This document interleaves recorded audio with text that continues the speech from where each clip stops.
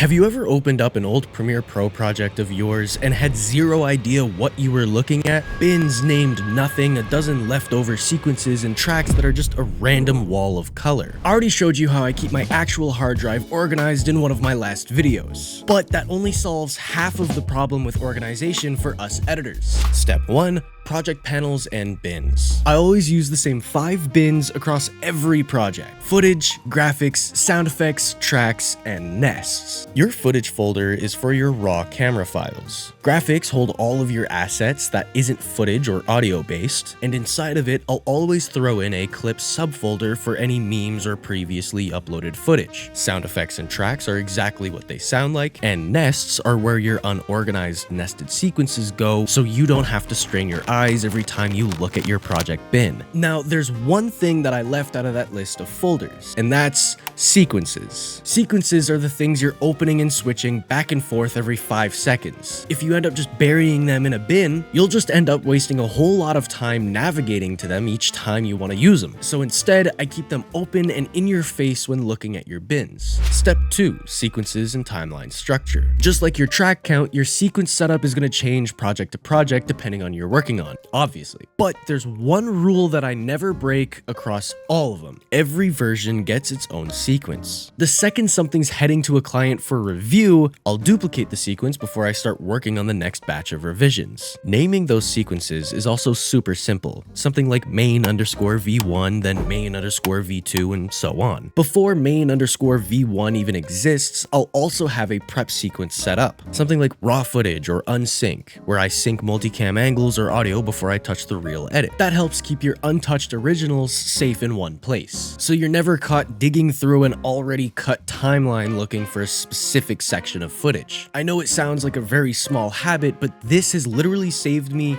countless of times. Hey, super quick, if you're finding this useful, be sure to hit the subscribe button. It genuinely helps. Back at it. Step 3. Track layout and color labels. Because every project varies, I can't sit here and give you a magic track count. A multicam shoot with multiple lav mics will obviously need way more tracks than compared to, let's say, a talking head video, and that's completely normal. What actually matters is what you assign to each track and how you label it. I like to color by categories of content, not placement in the timeline. Let me explain. Main cam audio lives on A1, and that's blue or cyan. VO sits on A2, and that's green. After Effects graphics are usually rose or purple, and music tracks are always yellow. Here's what makes this actually useful and not just to make your timeline look pretty. Right-click on any clip, go to Label, and hit Select All Label Group. That instantly selects every clip on your timeline sharing that colored label. So if a client comes back saying that the music across the whole project is just a little too loud, instead of hunting down each track across your timeline, you just select the label group.